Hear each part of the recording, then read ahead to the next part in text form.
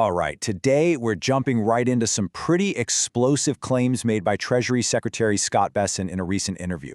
He lays out what he describes as a massive fraud operation happening in Minnesota, and he doesn't stop there. He ties it directly to the state's political leadership and even connects it all the way up to the entire national economy. So we're going to break down his specific allegations, the action plan he's proposing, all based on what he said in this one interview. Let's get into it. So right out of the gate, the secretary kicks things off with this incredibly dramatic statement. He takes Minnesota's famous nickname, the land of 10,000 lakes, and just completely flips it on its head. I mean, that is a powerful opening shot that tells you immediately how seriously his department is framing the situation. Okay, so what exactly is the Treasury saying they've found? Let's dig into the core of these allegations. According to Bessent, this isn't just one simple thing. He lays out 4 key problems here. First, he claims the sheer scale of the fraud is just way bigger than anyone ever realized. Second, a ton of that money is apparently just leaving the country, leaking out. Third, and this is a big warning, he says Minnesota could just be the blueprint, a model for this kind of scheme in other states. And maybe the most wild part, he claims public benefits have essentially been turned into a full-blown business for these alleged fraudsters. And then, the interview drops this really staggering number. Bessent claims that up to 90% of these fraud schemes involve members of the Somali community. Now, to put that into perspective, the source material notes that this community makes up just about 1% of Minnesota's total population. So, the big question is, if this was really happening on this scale, why didn't somebody stop it sooner? Well, according to the interview, it was basically an open secret for a whole decade. And the reason it was allowed to continue?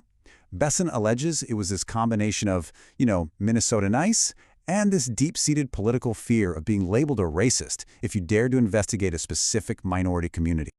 Okay, so with all these allegations out there, what's the Treasury's plan? Well, Bessent uses this really vivid metaphor. He says they're setting a bear trap. And the whole strategy, it really boils down to one of the Treasury Department's oldest and best tricks: just follow the money.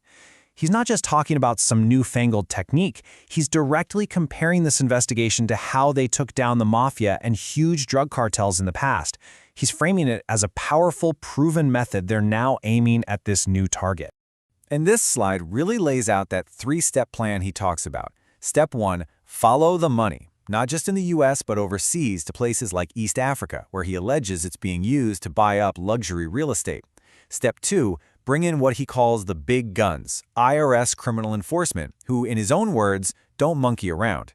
And Step 3, set up a whistleblower program. The goal here, as he puts it, is to get the rats to turn on each other. All right, and this is where the interview really pivots and gets, well, very political.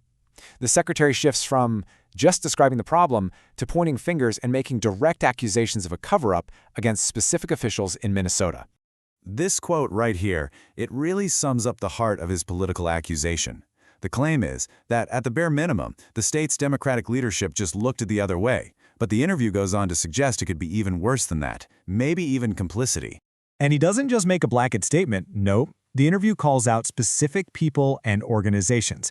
First, you have Governor Tim Walz's office, accused of just not wanting to investigate. Then he goes after the state's biggest newspaper, the Star Tribune, for supposedly trying to bury the story. He mentions Attorney General Keith Ellison, claiming there are recordings of him discussing political favors to shut down investigations. And finally, he accuses certain left-wing nonprofits of funding criminal protests to intimidate people.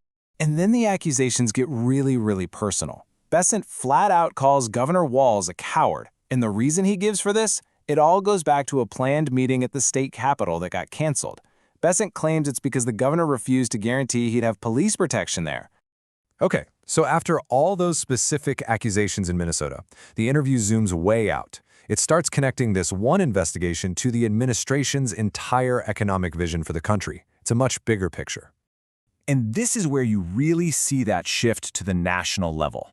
Bessent makes it clear this isn't just a Minnesota problem. He pulls out a General Accounting Office estimate that says the total amount of fraud against the federal government every year is somewhere between $300 and $600 billion. I mean, just think about that number. It's huge. And here's the kicker. This is how the interview connects those two things. It floats this idea that if you could just eliminate all that fraud, you could fund a $500 billion increase in the defense budget, and you could do it all without taking on a single extra dollar of debt. So the idea being floated here is a pretty straightforward trade-off. So, all of this is used to build a bigger point about economic philosophy. Bessent paints a picture of two competing ideas. On the one hand, you have what he calls this bastardized neoliberal theory, which he defines by big government spending and wide-open free trade. And on the other side, you have what he's championing as their pro-worker approach, which is all about helping American businesses and growing the private sector. And then he points to recent high GDP numbers as proof that, in his view, their strategy is the one that's working. And that really brings us to the final big idea from this interview. See, the source material isn't just telling a crime story, it's making a direct line from law enforcement to national economic policy. It's framing this fight against fraud as a fundamental key to unlocking an economic revival. And that leaves us with this really powerful question to chew on. What are the implications, good or bad, of tying the act of catching criminals so tightly to a grand vision for the country's entire economic future?